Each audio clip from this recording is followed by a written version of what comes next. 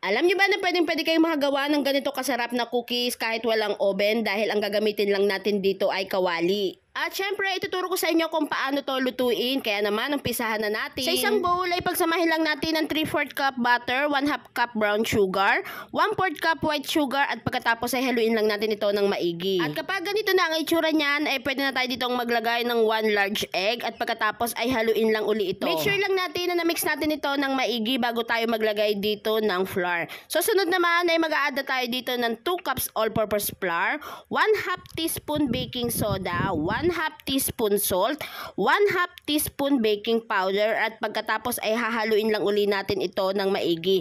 So ilalagay ko na lamang po doon sa description box ang lahat ng mga ingredients na ginamit ko dito. At kapag ganito na ang itsura niyan ay okay na yan. So maglalagay naman tayo dito ng 3/4 cup chocolate chips. Pagkatapos ayan, konting halo na lang ito hanggang sa makot lahat ng chocolate chips dun sa dough niya. At kapag na-mix na natin ito ng maayos, ayan, ganyan ang itsura niyan. So okay na yan. Sunod naman, ilalagay na natin ito sa ref ng 30 minutes bago natin ito i-bake. After 30 minutes, ay ang gagawin naman natin dito ay magpipreheat tayo ng kawali. Dito lang gamit natin ay yung stove. Pagkatapos ay naglagay na ako dito ng parchment paper kung meron kayo nito.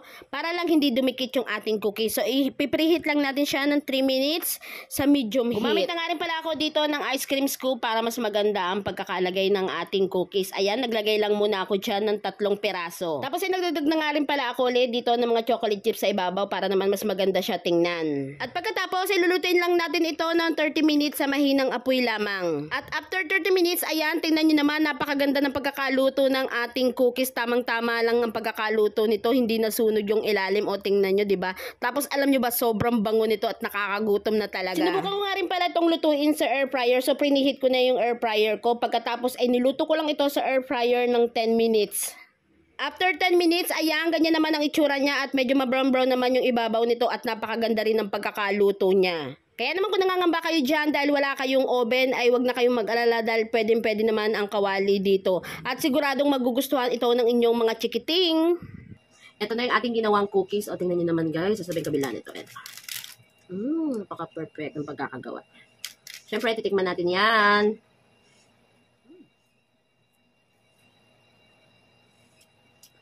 Sarap. Grabe, ang sarap na. First time ko na itong gawin, pero tingnan nyo naman na perfect ko. Sino ko dyan? Sakto lang yung tamis niya.